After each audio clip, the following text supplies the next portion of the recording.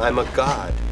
I have been stabbed, shot, poisoned, frozen, hung, electrocuted, and burned. Every morning I wake up without a scratch on me, not a dent in the fender. I am an immortal. Oh, yeah. Little Kings. Is this podcast sponsored by Little Kings? It should be, It Frank. should It be. should be. Yeah. Welcome to Deconstructing Bill Murray. I'm Frank, and with me, as always, is Ray McGuff. And joining us this time is my co-host from last Roundup Horror Show, John Wamsley. Woo! Look at the Traditional. background. Traditional. Yeah, we were commenting on that earlier. What a crazy image that is. I gotta say, nobody buys Dustin Hoffman as a lady. There's no way. I don't know. Everybody Well, no. does, man. Everybody does. No one questions it. In fact, a couple dudes fall in love with him. I don't. Mm-hmm. Yeah. This is from 1982, so it's a different time period. You have to realize that. And we're not going to spend too much time, cutting it apart. I don't think, because that's pointless. I mean, it was a completely different time, but there is some weird shit that happens in it as far as gender roles go and stuff. Summary for this movie: Michael Dorsey, an unsuccessful actor, disguises himself as a woman in order to get a role on a trashy hospital soap opera. Directed by Sidney Pollack, written by Don McGuire, Larry Gelbart, who wrote on Neighbors. I don't know if you guys like that movie or not. It's John Belushi. Dan Aykroyd and John Belushi. Yeah, it's really good. I think I saw half of that when I was really young, and it just was not funny. Oh, it's so dark. I've heard man. it's a very See, I was young. I wasn't. You should definitely go back now and check it out. Yeah, because it's got All right. very adult themes. The thing I always liked about it was the characters kind of flipped in the halfway through the movie, like. Then John Belushi's acting like an insane person. I don't know. It was just it's always been one of my favorites. But Murray Shiscall also wrote on this movie. These guys they had all kinds of weird credits. The thing about these movies that are like this old is these actors and stuff, they have so much background. I mean, there's a cast highlights for this movie. You got Dustin Hoffman. Of course, we have Bill Murray. That's what we're doing here. We have Dustin Hoffman, Jessica Lange, Teri Garr, Dabney Coleman. Dabby Coleman. Old Dabby Dabrick Coleman. Dabrick. Dabney is short for Dabrick. You got George Gaynes and Geena Davis for a brief amount of time. Her first one. This is her first movie. Oh, is it? First role. Yeah. Yep. There's other names that I saw in the credits that I like. Tobin Bell is evidently in this movie. You know who Tobin Bell is? Yeah, evidently. Evidently, he played a waiter or something. My God! Was he the waiter at the restaurant when when he's got the blouse on? Maybe. I don't know, man. I was looking really hard. Young. Yeah. He was super young at that point. Then. Oh yeah. Holy crap! That dude was way young. And Estelle Getty was evidently in this movie somewhere. I didn't see those people, but I did see. Did anybody notice Chief from Where in the World is Carmen Sandiego plays? Oh, hell yeah, Lou Thigpen? Yeah. R.I.P. She passed away around 2004, I think, or something like that. Yeah. Always. Her brother played for the Steelers. Always loved seeing Nancy her pop up Thigpen. and stuff. She was always a fun character actor.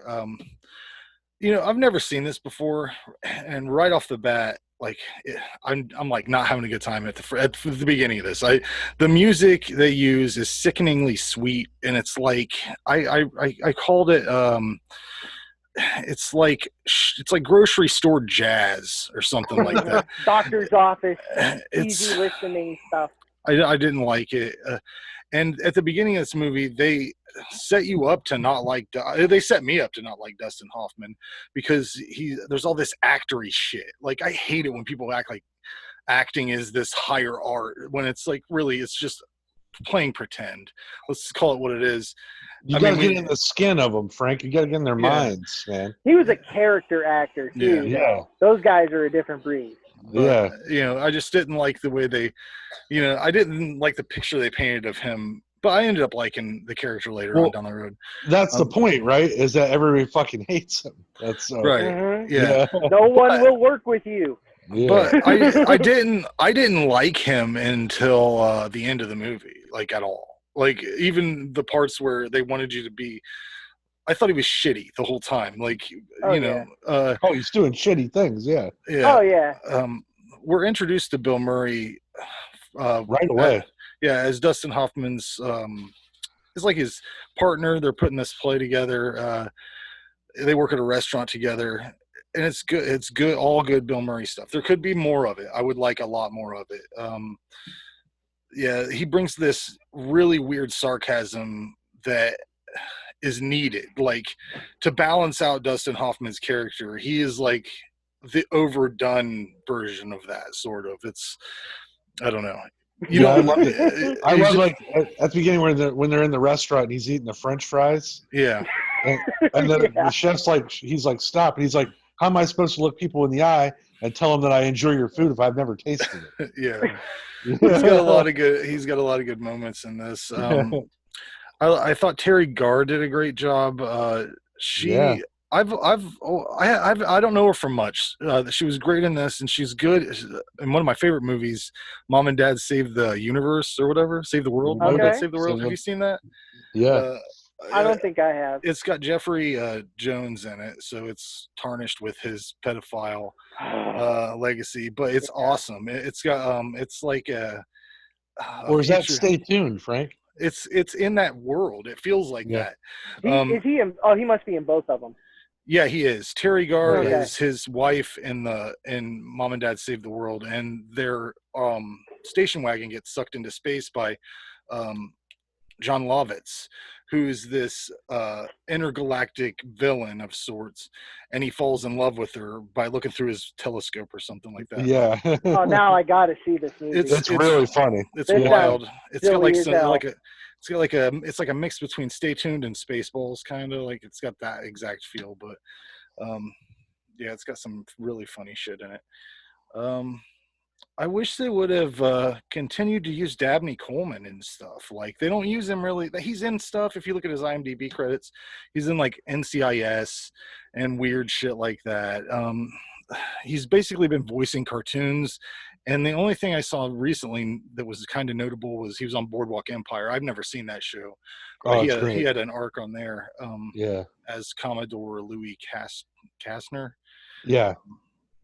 Yeah, but the last thing I thought he was used appropriately in was Beverly Hillbillies, the movie. Yeah. In Boardwalk Empire, he's basically the main character's like boss. It's hard to explain. Like he's basically the head of this crime family, and then he's kind of retired, so they go to him for advice and shit. But he's fucking great in it. If you've never seen Boardwalk Empire, I highly recommend. You're a fan. Yeah, he's in like I think there's 5 seasons. I think he's in 4. So yeah. Is that the whole series, 5 seasons, or are they like it's the whole series is like Carnival? 5. Nope, the whole series is 5. It has a middle, a beginning, and an end. So yep, highly recommend. But he's great in it. So just think about all the stuff he was in though back in the day. That he was just awesome. Every time you see him, he was like playing a great, hilarious shithead. Which is what he did in this. My favorite moments in this movie are when Dustin Hoffman talks to his agent, who is played by Sidney Pollack, the director. He actually talked him into doing that, but there's one point where Dustin Hoffman goes in to yell at him, and he starts listing off his like sad ass credentials and stuff. Yeah. And he says the Harlem Theater for the Blind, and like I don't know what that means. What does that mean to you guys? Do you think it's a theater full of blind people putting on plays, or it's a theater for blind people where they don't have to move around on stage, they can just sit on chairs and like have microphones? No, it's a school. It's a school. Specifically for blind people. It's a school for so blind funny. people. I missed that though. I missed that part. Oh, dude, he listed off. He's like, "You played a tomato, and then you wouldn't sit down." And he's like, "Yeah, it was illogical. It's illogical. I'm a tomato." That was nuts. Nobody wants to work with you in Hollywood or in New York. You're unemployable. I thought, it is crazy that no one's like, you're a man, right? Because Right. the voice he puts on is so off-putting to me. Mhm. I was like, where's this person supposed to be from? And like, it's like kind of a Southern accent, but not really. I read this thing that said that Meryl Streep helped him with that accent. This was on Mental Floss. It said that Meryl Streep and an acting coach helped him develop that Southern accent. Well, I can see that then. Yeah. I don't know. It's very weird. It went in and out. It stayed in more than it went out, but when it went out, it was noticeable. And guys, when he was just speaking regular. What did you watch this on? I watched it on Netflix, and it was like Same. 720p, and I could see his fucking shaving marks. Yeah. I was like, I watched it on. Super I rented it on Amazon. But yeah, you're right. The HD really doesn't. I mean, you need a little blur on this movie to make it believable that people aren't. Oh, there was plenty of blur in that movie. I can see his wig line too at one point. They slapped Vaseline on the lens at some point. Yeah. Remember the cameraman? He was like, she's like, pull back to make her look more attractive. How far is too far? He's like, Cleveland or something like that. How far should I go? Yeah, Cleveland. How about Cleveland? Yeah. That shit was funny. No, yeah, this is a decent movie. I didn't feel that it was slow or like I wasn't bored, but I cannot believe it's on the AFI Top 100. It's also this is the thing that blew my mind. It's number 69, and it's above the movies that it's above: A Clockwork Orange, The Silence of the Lambs, Shawshank Redemption, Butch Cassidy and the Sundance Kid, Forrest Gump, Easy Rider, Platoon, Goodfellas, Pulp Fiction, Blade Runner. I mean, I don't know. Are they saying it's more relevant or better? What is that? How the list works? I think their list, and I could be wrong. John, chime in if you believe I'm wrong, but I think it works like that. I think their list is not what's the greatest movie ever. It's critically for each time period, what are the greatest movies ever, right? I thought it was just honestly a top 100 list all time. Like be. the AFI is the American Film Institute. You know, they're the stock. They're the whatever for as far as film opinions and so they probably have like a committee that voted. Yeah, exactly. It's just like a Hall of Fame. It's like a Hall of Fame board. It's so crazy. Hall of Famers vote and all that stuff. The thing that I think is hilarious about this whole movie is like if Dustin Hoffman would have just made one different decision at the beginning of this whole situation, if he would have just said to Teri Garr up front, whenever she finds him like naked or in his underwear, if he would have been like, hey, whoa, listen, crazy fucking thing, you're gonna get a little bit pissed off about this, but I dressed up like a woman and took that role that you wanted. So I saw your dress sitting here and I'm like, that might look good on me, now that I'm dressed like a woman. Instead, what's he do? He shuffle-foots over with his jeans around his ankles and he says, I want you so badly. And then they have sex and it like starts this whole series of problems that he has to deal with. I felt so bad for her, man. For Teri, felt real bad for her. And the thing that I thought was weird is like why sure, they seem to have a connection, and then she's like in love with him after that point, but he's obsessed with Jessica Lange, and it's like that doesn't make sense to me because why would he make that move? I don't know. It didn't. It was just that part was batty to me. But can we go back real quick to the scene that opens the movie with the birthday party? Yeah. Right. Because we kind of jumped ahead, but the birthday party has a lot of candles. Yeah, it has one of the best Bill Murray lines I think I've ever heard in a movie. Bill Murray is telling all these fucking actors about his perfect audience. And he's like, I don't want an auditorium full of people, hundreds or thousands. I want 90 people, and it's just rained and they're soaking wet. If I could have it this way, I would only have a theater where it's only open when it rains. because people are more real when they're wet. And I was sitting here dying. Like, that had to be made up. And it seemed like it's some bullshit that an actor would say. You know what I mean? Oh, God, yeah. Writer. But it had me laughing because it's so fucking pretentious. I don't want an audience. I want. It was turned up. Yeah, people who are sopping wet and miserable. And I want them to come up after it's over and go, not great job. Saw your play. What happened there? Yeah. Overall, throughout this movie, you're introduced to several creepy old guys, like Dabney Coleman and Jessica Lange's relationship is very weird, and then her father and all the guys that fall in love with Dustin Hoffman throughout this movie is very creepy. I wonder when I was watching this is why one of these women couldn't just be the lead character, and she like why didn't they just write a woman? Like, there's a lot of feminist notes in this thing, like a lot of, and they're all delivered by Dustin Hoffman.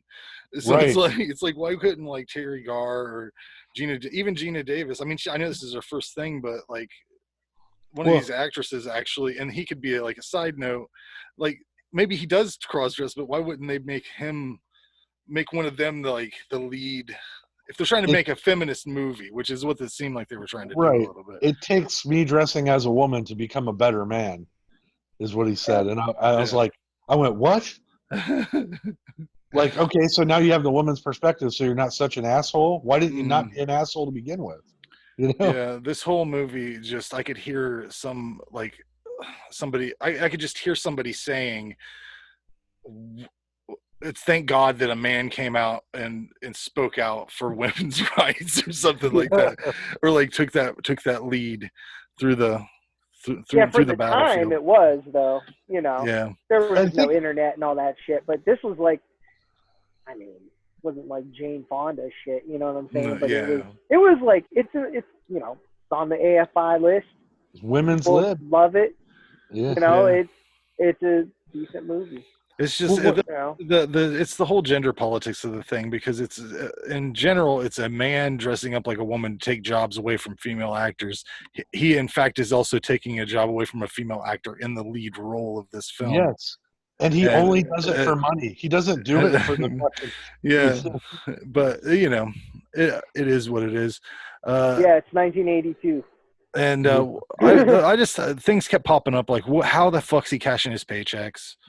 Is it going through his agent? Is that how it is? Well, yeah, I think the agent gets the money, and then the agent just gives him the money. Yeah, but can you write a paycheck to a non-existent person? Back then, probably. You know, it was probably really easy just to go, yeah, she works here. You know. Another thing I noticed was how funny it was that Dustin Hoffman confronts Dabney Coleman. He's dressed as Dorothy, and he confronts him, or no, does he confront him as himself about how shitty he is about deceiving Jessica Lange? No, he's Dorothy. He does that as Dorothy. Yeah, Dorothy. Yeah, but he's doing like post babysitting scene. He's doing like an even worse thing, though. He's like totally fucking over Teri Garr, way worse than Dabney Coleman. Yeah, at least Jessica Lange knows the deal. You know, she's made a deal with herself, sort of. Well, and then his relationship with Jessica Lange is all bullshit. So he's getting all the inside details from her and the emotional shit under false pretenses. That's why the end of the movie doesn't work for me, in all honesty. When I don't want to ruin it. Spoiler alert, it's been out since the 80s, but when she's kind of like, you don't know it by now. I guess I might walk with you and go get a cup of coffee. I was like, no, why would you do that? He literally lied to you. He broke all of your trust. You know what I mean? He has all of your secrets because you told him that in confidence as a friend, as a lady. Like, it makes no sense to me. You know what else didn't make sense to me? That's a good. Sorry, something that didn't make sense to me was the. Remember when Jessica Lange was like, she gave her little soliloquy there about, you know what would just be great if some dude just walked up to me and was like, hey, you're like, dumb it down. You're hot, I'm hot, let's bone. right? And then he spits the exact same stuff as himself. How did she not realize right then and there? Yeah. Like, I mean, how many people do you think she told that exact same thing to? No one. No one but her. But Tootsie, or Dorothy, I'm sorry. And how many people do you see walking around with a nose like that? That nose is going to give you away. He's got a distinguishable face. Yeah. Yeah, I mean, you're right. Like, they could be brother and sister. You know what I mean? Yeah. If you're working together, like with this guy or this woman every day, and then you see somebody who looks exactly, there's not much, this isn't like a Captain Hook makeup job they've done on Hoffman. But I think if I was in charge of this movie, the scene where George Gaynes comes over and sings, like, that's a really great scene. And I think what I would have took it, I might have jumped the shark if I was in charge of this, because I would have let him get a little further before Bill Murray comes in. Like, maybe even get a handful of Dorothy and be like, that's exotic or something. And then Bill Murray comes in and catches him in the middle of that. You mean handful of junk?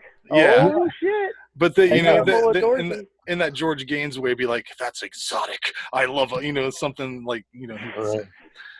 But I haven't tried any of this before. I've read about this in magazines. You know what? That's the line. I've never heard this before. That's the one.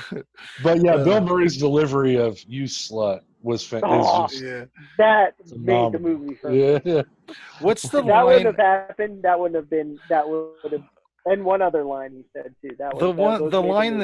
My favorite line from Bill Murray in this movie is whenever the big reveal happens, when it's a great combination of things, because first Dustin Hoffman starts just improvising all this shit, and it's getting real crazy, and Dabney Coleman's reactions are insane. He doesn't know where to send the cameras.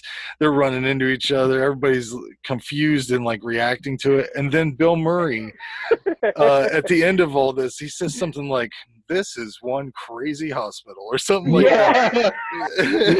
That's one crazy hospital. Yeah.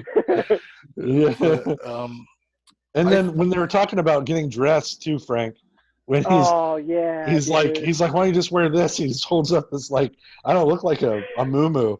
And he's like, I don't have the shoes for it, and I don't like the way it makes my hip. I look too hippie. And it gets across. And he's like, we're getting into really weird territory here, man. You know what? Yeah. My personal favorite line is also from that scene. I believe Dustin Hoffman's like, you know what my problem is? And Murray's like, cramps. and then it's dead silent. And he goes, "No, not cramps." Yeah. and then that was my fucking line right there. That delivery of that was just like. And when he can't answer the telephone at his own house and he grabs his shit to leave, he's like, "Why am I going to stay here? What? Because I have to leave because you're fictionally not that kind of girl." Yeah, that was great too. There is a lot of good scenes in this. I think for me it's just like a 7 out of 10. I mean, I think there's a lot of comedies that are from around this time that are better, but for what it is, it's a fun time. I don't understand why they made a lot of choices they did, and if you parse it out, like, there's a lot of socially problematic elements and weird gender things that contrast with modern times in a weird way. But I wasn't bored. All the actors are great. What more can you say? Yeah, I will give you the music in this is just really weird choices. That Tootsie song they wrote is fucking god awful. You know who sang that song? You know who did the music? Remember in Animal House, the guitar guy? Him. Stephen Dixon. Oh, him? That's why. Yep. Bluto had it right. I looked up the music department. I can't remember the guy's name, but it was like a weird mix of movies. There was nothing I was like that I thought was notably good or anything. It was just like, he did a couple songs on the Animal House soundtrack. Okay. Can I read a few facts, guys? Do you guys care? Yeah. Okay, so this won some Oscars, obviously. Like we said, Jessica Lange won for Best Actress Oscar that really? year. Wow. Yep. Dustin Hoffman won Golden Globe for Best Actor, Golden Globe, and it won the Golden Globe that year for Best Picture, which usually translates to Oscars for Best Actor, Best Picture, but it did not that year for whatever reason. Mental Floss also said that Sidney Pollack and Dustin Hoffman had large arguments on this film, like where crew, it's like legendary, because Sidney Pollack's kind of a refined guy. He likes his jokes to be a little bit high class, and Dustin Hoffman was one to do a bunch of like tranny jokes and stuff, more of that kind of stuff, and so they clashed a lot on rewrites. That's amazing that they didn't have any of that, because it's 82. That shit was. I mean, you would expect Crocodile Dundee. Yeah, you would expect there would be at least one scene where he's walking down the street and some guy's like, "Hey, you're training," or something like that. Right. 82. I mean, come on. But I thought he would have gotten a random groping going down the street instead, and then whacked a dude with a purse. Oh yeah. You know what I mean? Yeah. Like I thought something like that would have happened, but it didn't. Right. So yeah, we touched on Geena Davis. This was her first film. Something funny about this is because it was her first movie, she didn't know the ins and outs of how these films worked. She showed up to the set every day for 6 weeks. I guess that when you're an actor, you only show up for your own scenes. So she literally would pull a chair up and sit there and just watch stuff. So that's how she learned. Cool. She learned a lot of things for later in life than when she started directing herself. Right. Bill Murray. Initially, Sidney Pollack had never seen any of Bill Murray's work and had no idea who he was. Didn't want him in the movie. And Dustin Hoffman loved Bill Murray's stuff. So he was like, no, I want Bill Murray on this. And it was one of the few times that Sidney Pollack didn't push back. He was just like, whatever, it's a small part. Well, when you get Bill Murray, you get Bill Murray, right? So Bill Murray comes in and rewrites 90% of his own lines and makes it a twice as big part as it initially was. So he literally pushed himself to be a bigger part of this movie than they had any intention. Yeah, he could. I think he could have been in there a little more, but yeah, I think so too. But initially, it was also rated R for some reason. I guess the subject matter worried the censors at the time, and Sidney Pollack had to really pull some strings. It's the article I read said that he greased some wheels, so we all know what that means. He probably. Oh no, he gave money probably, but he donated. He got it to PG-13 before the release. That might have been. That might have been just those fuck yous, because how many times can you say fuck you in a PG-13 movie? It's supposed to be one. No, nowadays. It's PG, you guys. PG-13 wasn't until Red Dawn. Oh, PG. That's right. I'm sorry. Yeah. You're right. I'm sorry. I looked at it wrong. Yeah, it went from R to PG. It seemed like it should have been a PG-13. Yep. By standards, though. Yeah, John's right. Sorry about that. Yeah. Yep. No big deal. But I had to look. They had R, G, R, and PG back then. You're right, and then X, obviously.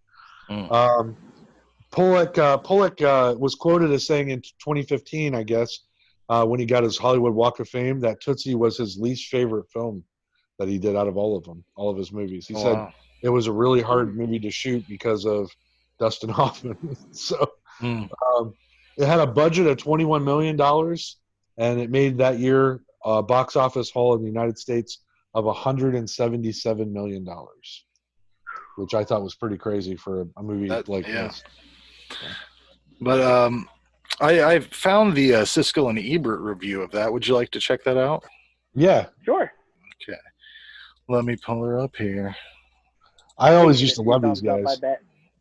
Okay, let's check it out. Tootsie is my favorite Hollywood film of the holiday season. It is both a marvelous physical comedy as well as a celebration of the plight of actors who, sadly, have to do anything to get work. And it also is a nicely delivered comment on sexual role-playing and how so often we act the way we are taught to act. Tootsie is one of those rare films where you can say, I can't imagine anyone not liking it. And I loved it and came away with renewed respect for Dustin Hoffman as one of those most rare movie stars who has remained first and foremost an actor who does take chances. Despite the fact that the subject matter of Tootsie probably wouldn't have been used in a Hollywood movie of the 30s or 40s, this to me was that kind of a movie. A totally absorbing story, lots of very interesting character actors in supporting roles. It's not just a one-person movie. I agree. Great premise. We're involved from beginning to end. There are a lot of plot points, and they all work out. Yes. And then this wonderful idea of Dustin Hoffman as a woman. I really enjoyed the movie. And also it's funny and other things like that. But as a piece of filmmaking, it's very nicely crafted. We have to credit the director, Sidney Pollack, who we saw there in that scene. This is, I think, a classic Hollywood movie in the best sense of that. The film industry can be sort of proud of it. And you know, this thing could have bombed a half a dozen different ways. It could have been very embarrassing. That's the risk-taking of Hoffman. We could have, if things had gone a little bit wrong, we would have been laughing at Dustin Hoffman. And the funny thing is, this Dorothy that he plays becomes somebody that we like. Yes. She does become, in this movie, another character in the movie. He is successful as an actor in the movie and also as an actor within his own life in making Dorothy stand up for something. Double role, and he makes it work. Really interesting. Yeah, there you go. Well, a few times those guys agree, huh? Yeah. I'm sorry, but Ebert hated to be on, so his opinion is not relevant to me. Well, didn't Siskel love Carnosaur? Wasn't he like all about that? I can't remember. Oh, I don't know. It might have been when he had that brain thing. I think he did because Ray they on Schlockfest they did Carnosaur, and I found the clip, and he said it was coming out right before Jurassic Park, and he had said something like, "Can Jurassic Park come meet these expectations?" or something like that, and I'm like, "Yeah, it's a pretty shitty movie." But anyways, what would you give this on a scale of 1 to 10, guys? I'm with you guys. I think 7 out of 10 is a perfect score for this. I believe it could be better nowadays. Looking at it through our future lens, you know, it could have its moments where it's better. More Bill Murray is always a good thing in my opinion, but it is worth watching if you've never seen it. It's funny, it's well acted, it's shot cool. There's memorable lines, and once you've seen it, you'll tell people to check it out. I believe so. I'd give it a 7 out of 10. John? Yeah, I'm on the boat with the 7 out of 10. It was just okay in as far as, well, I guess 7's better than just okay. It was an above average movie. I saw it for the first time just last week. So, and my wife's a fan of this movie. She's seen it before. She loves the glasses that he wears. But like, you know, it was a well-written film. I like Sidney Pollack. I actually like him I like him better as an actor. He's so natural when in the parts he plays, like, because they're always bit parts, like even except in Eyes Wide Shut. That's the one major role I remember him have, like bigger supporting role. I remember him having. And amazing in that too. He crushed that part. He was so like just natural about it. He was such a natural just actor, and I prefer him as an actor. Bill Murray, I don't know if he saved this movie, but he definitely contributed a lot to it, and I wish it was more. I wish they could have cut out something, and I would have liked to have seen their play be made. Yeah. You know what I mean? Like, this is what this was all about. Yeah, because they show the marquee, you guys, at the end. Yeah, that would have been cool. I guess to at that's least get a supposed to be scene. enough. Yeah, Right. I would have liked to have seen something like the tie scene that they were arguing about at the beginning. Right. The tie scene doesn't work with the tie. You know what I mean? Like, it's, but I saw, you know, this is like a cultural time capsule. This movie's known. You know what I mean? If someone says Tootsie, you've seen images, you know what they're talking about. But Family Guy did this. Yeah. Stewie as Tootsie, and it was wonderful. It was so funny. He did the whole taxi thing. Speaking of taxi thing, I swear he threw Woody Allen out of that cab. Was Woody Allen? I was going to ask you guys, was that Woody Allen? Because it looked just seriously? Yeah, I was too, man. Like, I was totally. It would have been perfect because I couldn't find anything about like it. Woody Allen. Yeah, I don't know. Okay. It probably wasn't. It would have been amazing if he threw Woody Allen out of a New York taxi cab. Because that's so Woody Allen. Yeah. I got thrown out by the largest woman I ever met. Oh, Jesus. Sunye, I got hit by the largest woman I've ever seen. Yeah. Oh. Time for bedtime. But, oh, my God. George Gaynes, Commandant Lassard, that's what I kept calling him and noting him as. When he gave me such Calculon vibes from Futurama, how he was, but he was so good at it. Like, and when he started singing, he's got a great voice. I love oh that. My God, come upstairs. I love it when he says, Dustin Hoffman says, I'm not ready for that kind of emotional relationship or something like that. And he says, okay, I'll take just straight sex then. Yeah. And Bill Murray's like, why'd you invite him up? He was singing in the street. He was singing in the streets.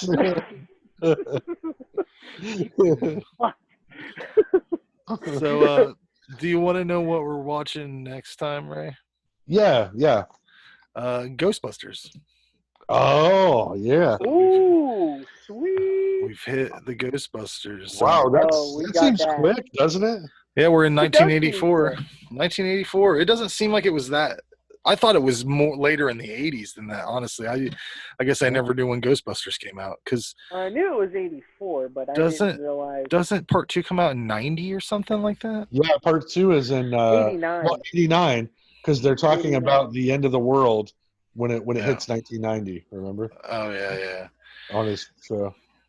But, yeah, that'll be a good one. I want to talk a little bit about our last Roundup Horror Club that's coming up. If anybody wants to join that, it's going to be on Thursday the 27th at 10 p.m. And we will be watching and talking about Tales from the Crypt 1972. So that's a fun one. I'm excited. Yeah, it'd be cool to get a few extra people in on that, but not too many, because the game I got prepared is going to be weird if we have too many people. So Dave said he's in. Right, yeah. That's cool. That's cool. He's always welcome back.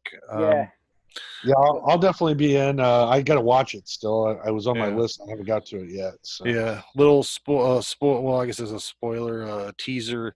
The game I have prepared is a horror RPG of my own creation. So I'll have some dice I'll be rolling, and we'll be going on a little adventure, if you will. Sweet. I'm excited. So we'll see how that works out. Do I need to will use intimidating shout. No, it's going to be real simple. The rules, I made my own rules, because fuck all that D&D bullshit nonsense. Everybody will have 100 hit points, and we'll go from there. We'll see what happens. We'll see what the dice do. I have some things planned out, but think of it as the same.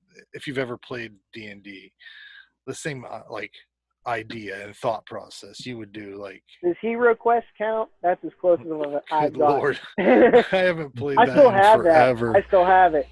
Wow, that's worth money. I love it. If it's in good condition, that's worth a lot of money, man. Oh, the box is shot, but you know. I think it's still worth a lot of money. I think that's one of those hard to get games. Like, what's that VHS? What's that VHS horror game? Oh, Atmosphere. No, that's not what I'm thinking of.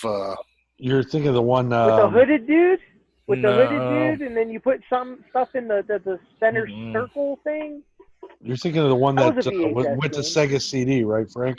Where the guys had the hooks that went around the ladies' necks. Night Trap. Oh, okay, there we go. They just re-released that, like an anniversary. Like I bought it. It was like $1 on the Switch.